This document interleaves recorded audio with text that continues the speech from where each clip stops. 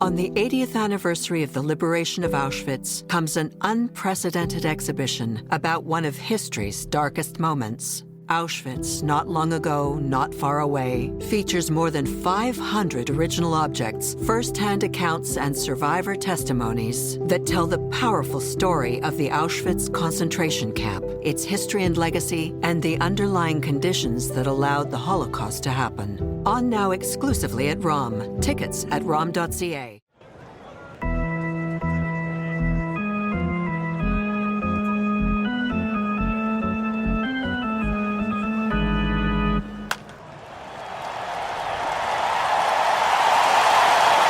Hey everybody, welcome to Menschwarmers. I'm Jamie. I'm here with my co-host Gabe, and tonight we are joined by a very special guest right off the top.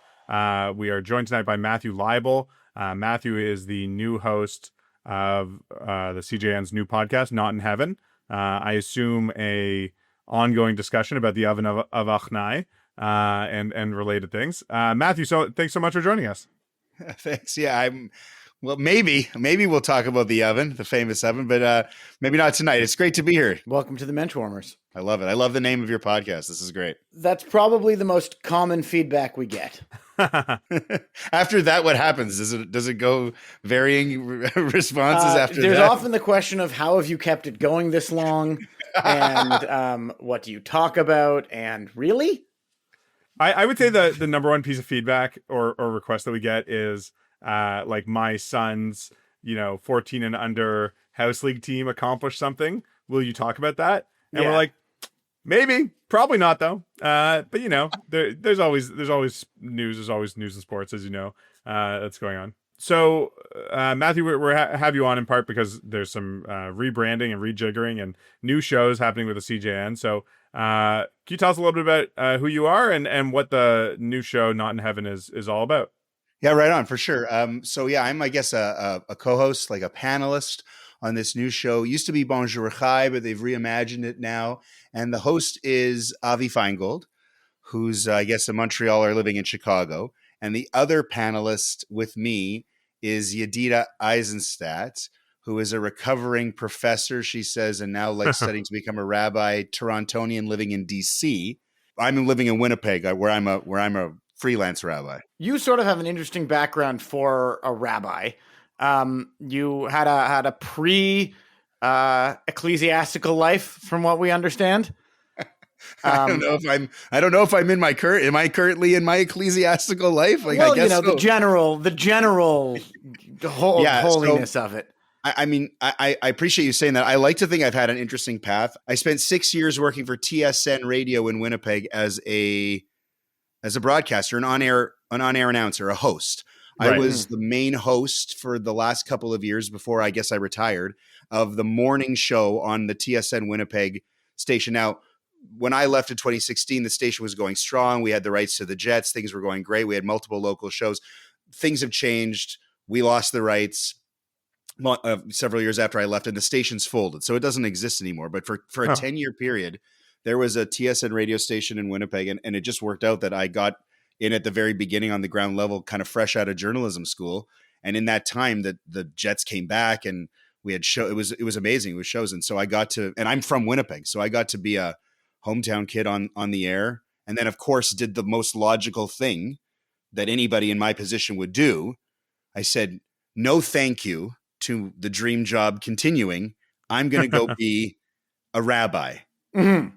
So I feel like that's a pretty dream typical, job, right? In a way. The rabbi could be a dream job. I mean, most times you look at these guys and they're like, you gave up being a sports radio host to do what? But right. I was just like, look, man, sometimes you got to go. And then I always try and say, I was waking up at 3:30 in the morning every day. Like it was a weird life. It was an incredible life, an incredible run. But I don't think I could really imagine myself doing that for forever. But when I did it, it was super cool. Well, I would imagine that there's some overlap. There's the talking to an audience, a sermon, a Devar Torah, what is that but a hot take, on a cold topic maybe. Yep. But, relating these things to the world. You have a captive audience, either because they're stuck in their cars and or stuck in the queue. Or every now and again you got to fill some airtime. Yeah. Did you just call like the Torah a cold topic? Like, did that kind of go by? You think that went by unnoticed? Like, look, I don't want to get in trouble. I don't want to get in trouble here, but like, there's a large section of the Torah. You know what I'm talking about? The part after the 10 Commandments until the end. There's a lot of Deuteronomy and a lot of Leviticus that is requires some exegesis. Let's say. Right? The storytelling takes a backseat to law and rule, and it doesn't exactly read like a bedtime story. Fair enough. But I'm saying that is not that dissimilar to the period in the summer between July and September when there's just baseball on and not a lot else to talk about, and you got to fill the time anyways, right?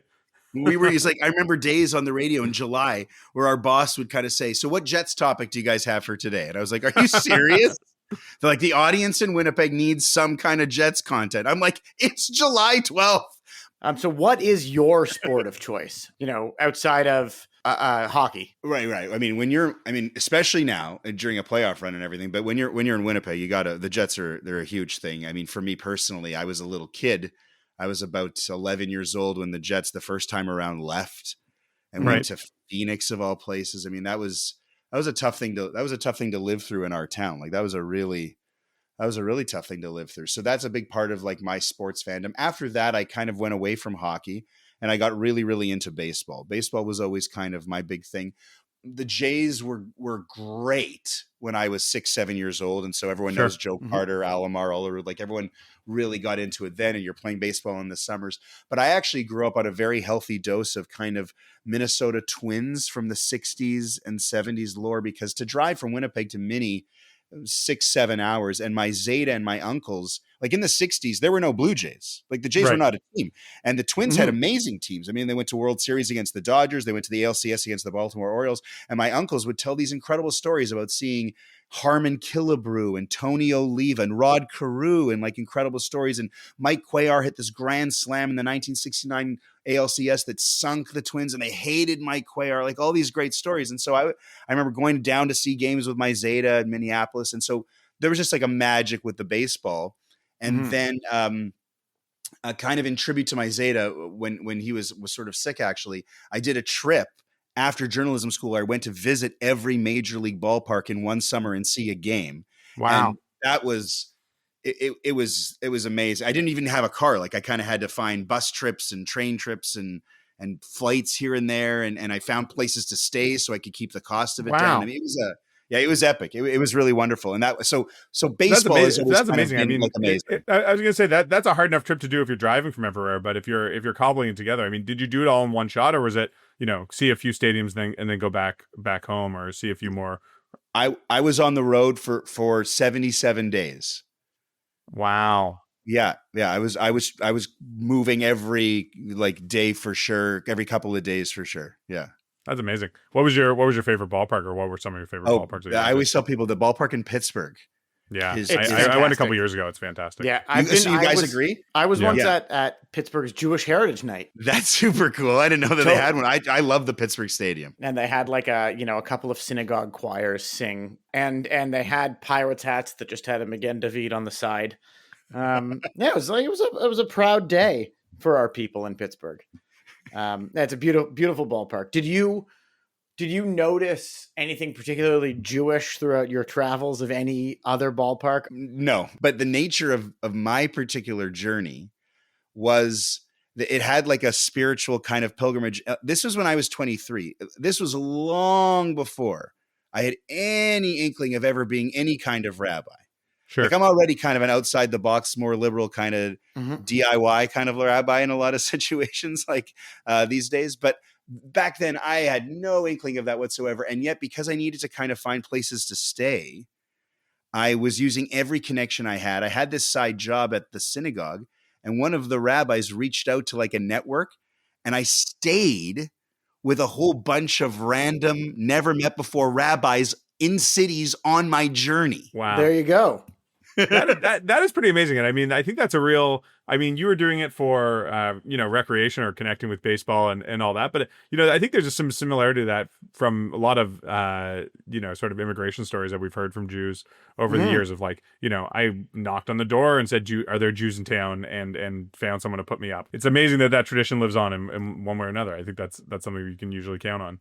I once actually, it's amazing that you said that, because I once did a little presentation where I used the trip as kind of an example and talked it as a story of community, like you just said. In that particular case, it was because I had used so many Winnipeg connections that had spread all over North America. So it was great for a Winnipeg audience to see like, oh, so-and-so's great nephew in Cleveland put you up. That's incredible. How are they doing?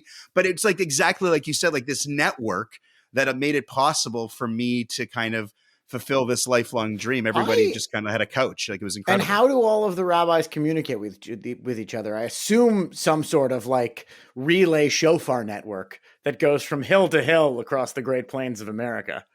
If I tell you too much, I could get in a lot of trouble. Yeah. But what I will divulge is that it's a special kind of blend between Jedi powers and basic telepathy. Like it's a feeling, it's a sense. I've probably already said too much. We have uncovered on this podcast that there is a text group chat amongst all of the Jewish Major League Baseball players. Is there really? There is. Yeah. No way. And I what think are they talking about? I think mostly about being Jewish. Happy New Year. We'd love to see you on Team Israel, so on and so forth. That's awesome. So I'm sure you know this, but I dug a little deep on if we could find a Jewish connection with the Winnipeg Jets of new or of old. Found out, I didn't know this, but I found out literally today that Mark Chipman is not and has never been Jewish. Never. Which is, sort of unexpected. But the two main owners of the original Jets, the guy who founded it and the guy who moved it, are both Jewish. So they were founded by a guy named Ben Hatskin, who, in almost like the perfect name for a name called Hatskin. He was in the cardboard box business, which is like a real classic old Jewish way to make a lot of money. Yeah, he had the box factory. There's a famous picture of him with $1 million check in Bobby Hull at Portage in Maine when he signed him in the WHA days. Yeah. And the mascot Benny, the old, is named for Ben Hatskin. Yeah. No way. That's so Mickey Moose. Is he named for anybody? I'm kidding. Just the obvious. Yeah, just the obvious. Exactly. And then, probably a hated name in Winnipeg, Stephen Gluckstern, is the guy who moved them down to Phoenix. It's not a name that a lot of people really talk about very much, actually, at all. It's not like a Pocklington thing. Right. Okay. Like where there's like some kind of figure that's attached to it. It's just kind of like, yeah. People don't think of it like that. It's just not. People don't really think of him like that. No, it's plus I think it was a group of guys who owned it and they all kind of had a share. I don't think that there was one actual guy. It was a little bit more complicated than that, but it was, it's just like this really, Winnipeg has a sports inferiority thing. I mean, like we had one professional team and the team got taken away and put into the worst possible location for hockey in the entire world. And it failed forever while we sat here just sad. Like it's a tough story. People don't have a face. They just kind of like sullen. But we've had the team now for 15 years and we won the President's Trophy. So, I mean, like what a story. That is a story of stories. Totally. Yep. It's pretty cool. And we, Canadians like to talk about, one of the NHL's woke kings, Blake Wheeler, who said many times he's never leaving Canada. He thinks it's just a better country than the one he was born and raised in. He was awesome. I have to tell you, Blake Wheeler in his like 5-year run where he was like a 100-point player pretty much. Yeah. He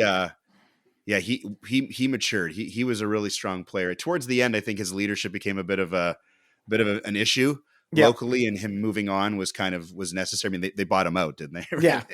They paid him. And then he went home, right? He played that kind of tells everything you need to know, right? Like, here's a bunch of money. Please, you don't have to leave Canada, but just leave Winnipeg. So leave the team. But he was awesome. He was one of those guys. Like the problem is, you talk about Kyle Connor. if Kyle Connor played in Toronto, if Kyle Connor played in another market, like he'd have so many more eyeballs on him and people would think he's even better. Like he is incredible. And we're lucky to have a couple of guys like that playing in our small little town. So it's pretty awesome. Hopefully this is the year that Winnipeg makes it all the way and does Canada proud, does the Jets make Winnipeg proud, and it's pretty exciting stuff. But I think we're going to leave it there. Matthew, thanks so much for joining us today, and very excited to have you as part of the CJM Podcast Network. Check out Not in Heaven. I think the first episode just went up as we're recording this. So excited to check it out, and we hope our listeners check it out too. Yeah, thanks for the warm welcome, guys. Love the energy of this chat, and I hope we get to do it again. This is really Absolutely. great. Thank you.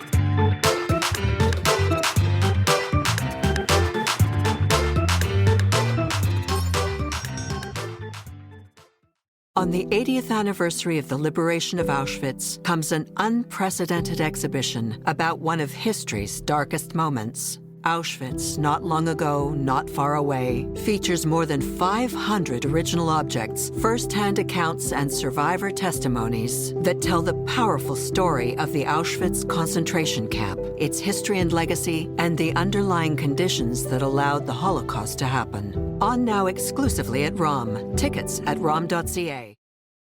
Well, thanks again to Matthew for joining us. Want to take a chance to go over some sports news that's been going on in the Jewish world the last few weeks. It's the playoffs. He has risen, and he being the keeper of the Stanley Cup, Phil Pritchett. That's right. They let him out of his cave at Young and Front in Toronto every year. Yeah, we're halfway through the first of 4 rounds. That'll take approximately 3 months to finish of playoff hockey. 4 games a night, baby. I do commend the NHL for pretty much keeping to a 1 off day schedule. Yeah. Like teams are pretty much playing every other night. Like there's some exceptions, but I think they're pretty good at that. Like as a fan for everything, there's always playoff hockey is just so much better than regular season hockey. Like it feels like a different game. And every single night there are 4 good games on. Right. Which is like quite an exciting time of year for 2 weeks in the season. I will say though, as a Golden Knights fan and father of 2 young children, watching a game that starts at 11 p.m. is that's among the more insane things I'll do over the next few months. Like last night they played at 11 Eastern time. Like a 10 o'clock starts one thing because they're 4 games, right? So there's a 10 game and an 11 game. I think there should be a day game. Just do one game at like 4 p.m. Baseball has done this a lot in the past where it's just like, there's one day playoff game, deal with it. So they do that on weekends. They do that on weekends. On Saturday and Sunday, there were day playoff games. And they'll probably, if they get to there, a couple of series may not get to the weekend. But there's of our, favorite Jewish players in the NHL, only a handful are still playing. Notably, Quinn Hughes, who was having an MVP type season before, he sort of, his legs, I guess, failed him for now. The Canucks did not make the playoffs, unfortunately. And while the New Jersey Devils did make the playoffs, both Hughes brothers seem seasons to be, if not over, close to it. Luke could make a miraculous recovery and play again tomorrow before I say it, but he given how hard he hit his shoulder the other night and left the game, didn't come back, didn't play in the next game. Hard to see him playing again. Sure, and the Devils down 2-0 right now, so it remains to be seen whether they'll make it out of the first round. It seems unlikely at this point.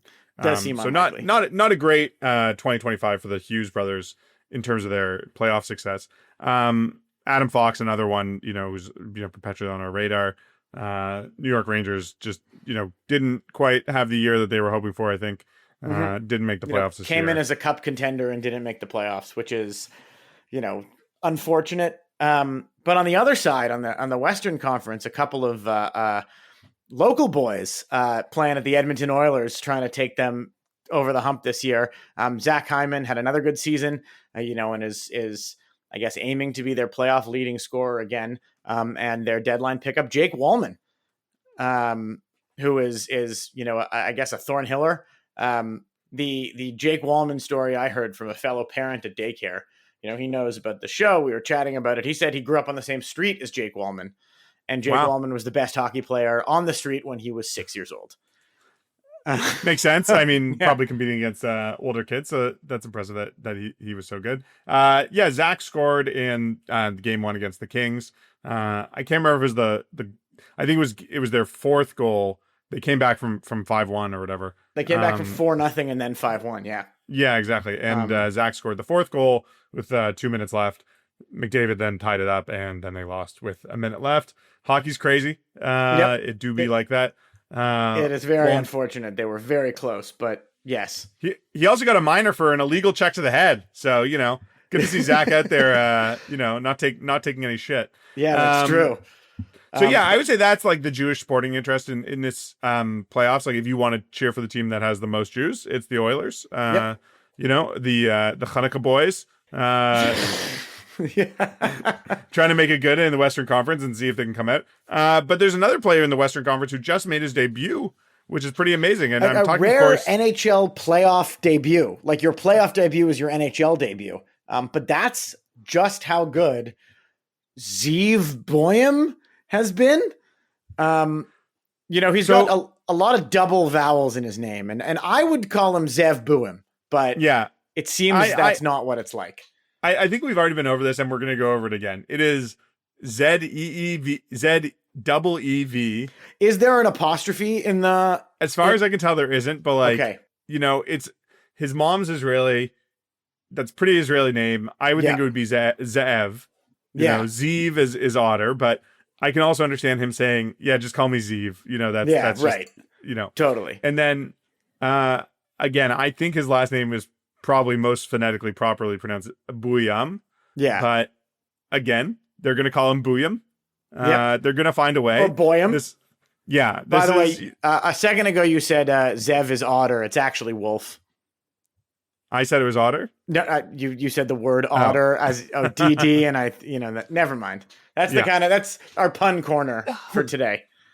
Anyways, but he made his debut with the Minnesota Wild. He is only 19 years old. Yep. You've told me that it doesn't count against the cap or against his it doesn't future count salary against earnings, his rookie eligibility. So that's good, I guess, in terms of getting rookies into the playoffs. Seems like a bizarre time to welcome to the show, kid. At that moment, like under the lights in Vegas. But I think they think he's, he could really make a difference. He, was the best defenseman in college hockey last year, won the award for that. Wow. Might also win it again this year. Denver didn't repeat as champions. They lost in the semifinals. They made it to the Frozen Four and lost. But he was absolutely the leader of the team. He also played for America's World Junior winning team this year, the Under-20 World Championships, and he was, if not their best player, one of their best players, and he made the play that won them the tournament. He made an unbelievable tape-to-tape pass to spring somebody on a breakaway who scored in overtime of the gold medal game. Okay. So, he that sort of, I think, cemented him as a player the scouts cared even more about, and he kept it going in Denver. So they're letting him cook, and apparently he's even playing on the power play. Wow. I'll admit I'm not staying up to watch Minnesota Wild games like you are. But he, it's amazing to see him come out so quickly. Looking at his advanced stats, he's already fitting right in. He doesn't have a point yet, but it seems like he is contributing to the team, which is really positive, especially for someone so young. And what's also really cool to see is, it's something he said. First of all, he has a bunch of Hebrew tattoos that are Hebrew letters that signify the numbers that are important in his day, his World Junior wins and his national championship win. But he also said he modeled his game after Quinn Hughes, which is a pretty good Jewish lineage there, and especially one to model their game after. Hughes is so good. He's absolutely the prototype for the next generation of defensemen, hopefully in both Judaism and in puck moving ability. Yeah, and we should say as well that his older brother, Shea, is signed to a 3-year contract last year with the Red Wings. He was drafted a couple years ago by them. He was also playing on Denver, for the University. Yes? Yeah, also playing for the University of Denver.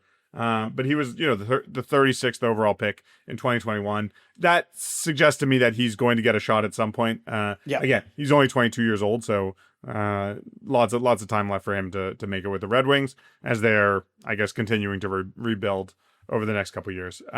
But pretty exciting. I mean, pretty exciting to have multiple families of Jewish brothers making it to the big leagues. contributing on we important talked teams. about it earlier. We gotta get on these guys to make that NHL Jewish player group chat. That's right.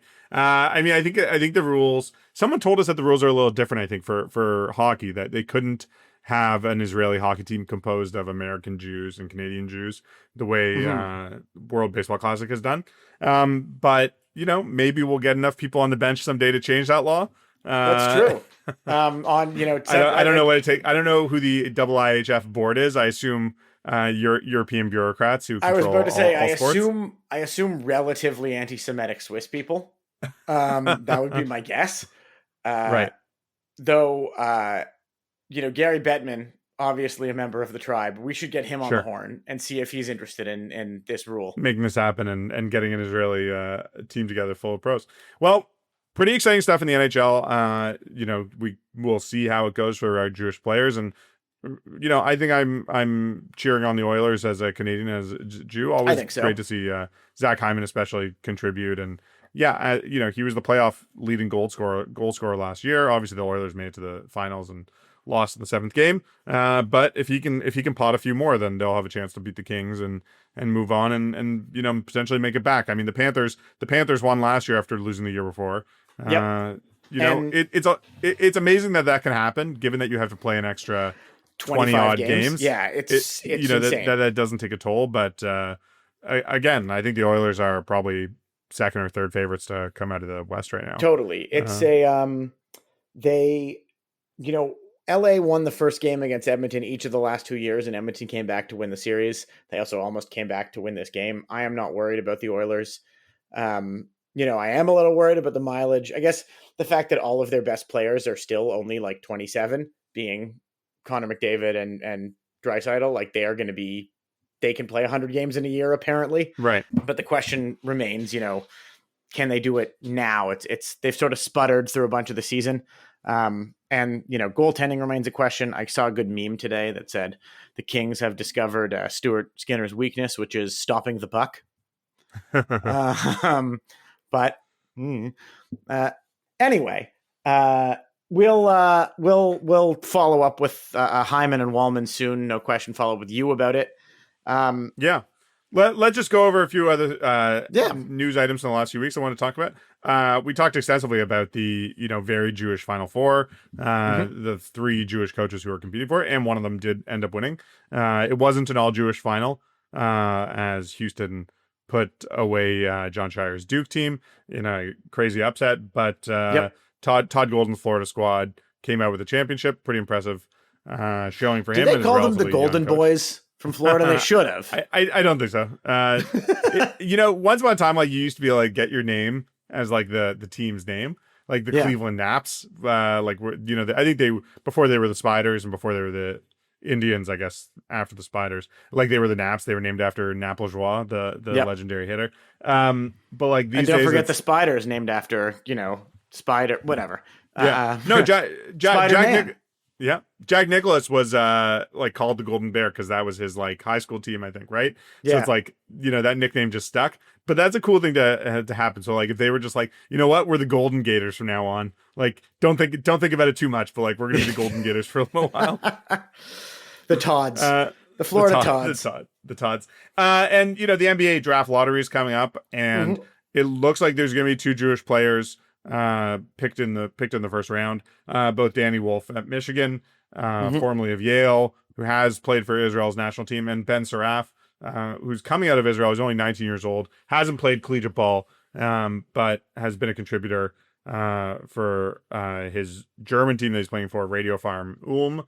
So the NBA draft not coming up for the draft itself, not coming up for a little while, but might have a sense of who those guys are going to be projected to based on how the lottery shakes out, and who's picking probably going to be around the being projected for post lottery, but like 15 to 25, that range. Yep. So it'd be interesting to keep an eye on.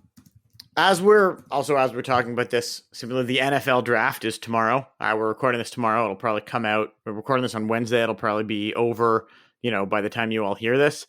I don't believe there are any Jewish players projected to be drafted. But we our comb Jewish- the list afterwards. Yes. That's the important thing. We will comb that list. If And there we'll is get a it Jew, to you you. will hear about it first from us. It'll be You know, on our if- next if- podcast, or we'll tweet it out.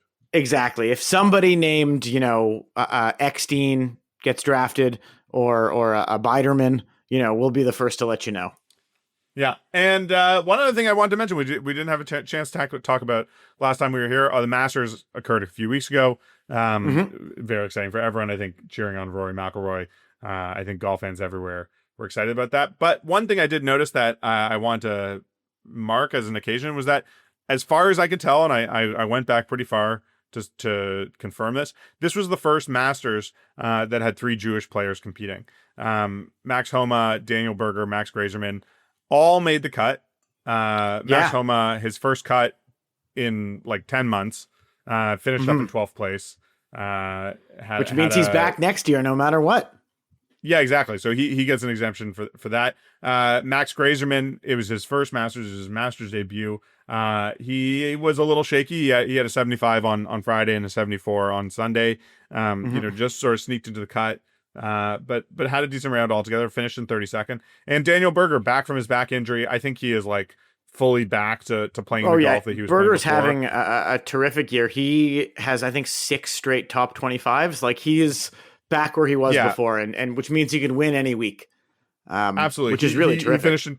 He finished in 21st at the Masters, which, again, it's the Masters. You make the cut and you finish in the top anything, and I think you'll be satisfied. He came in. And he just last week came in 3rd at the RBC Heritage. Yeah. So, he was in the mix. He had a 65 on Sunday. Like he I think it was the low round or one of the lower rounds on Sunday. But he's doing great. Competing. Yeah.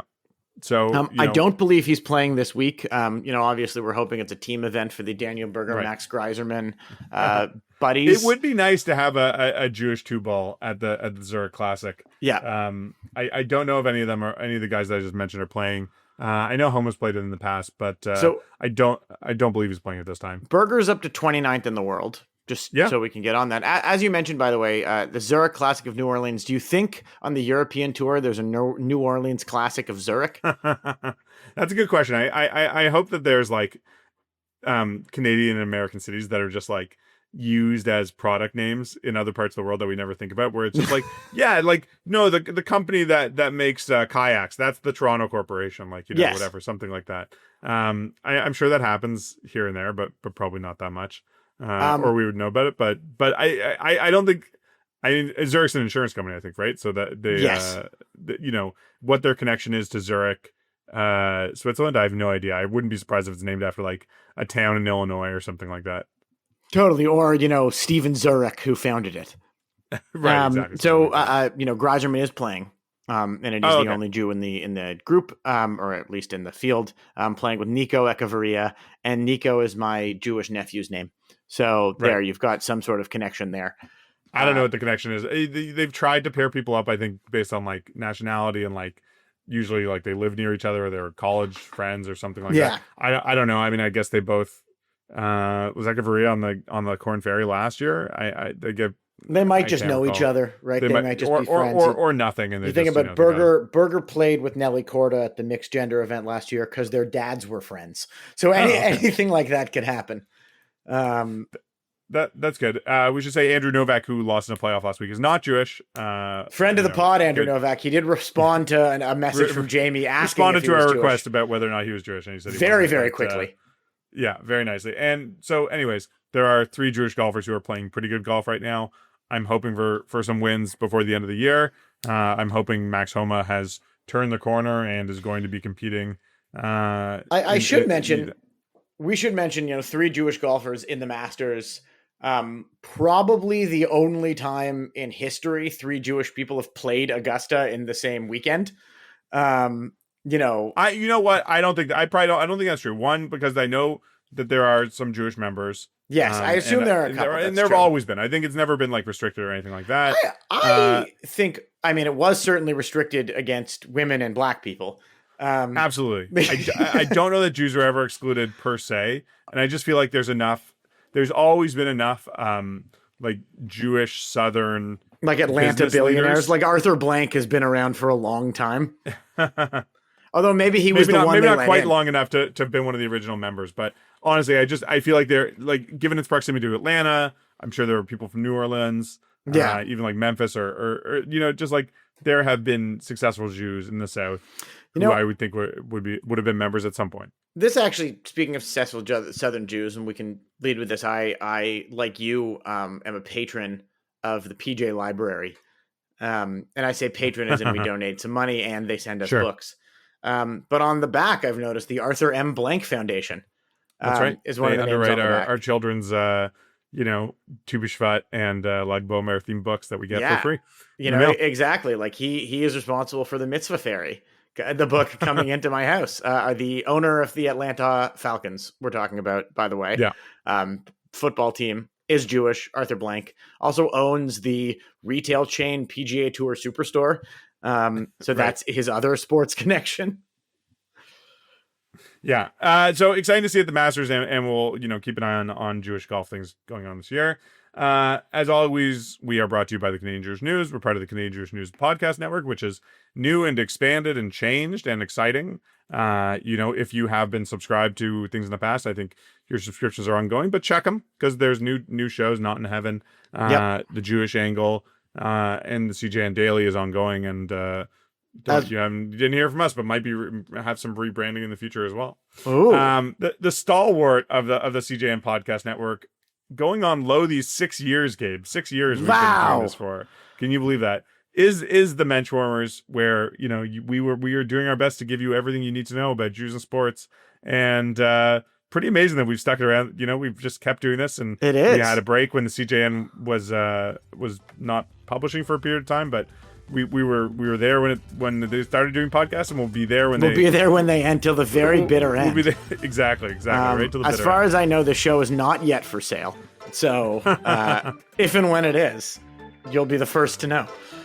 Yeah, so you can find our podcast on the Canadian Jewish News website, the cjn.ca, and find us on Twitter at Menschwarmers, tweeting, retweeting about Jews and sports. Thanks for listening. We'll be back with you in a few weeks.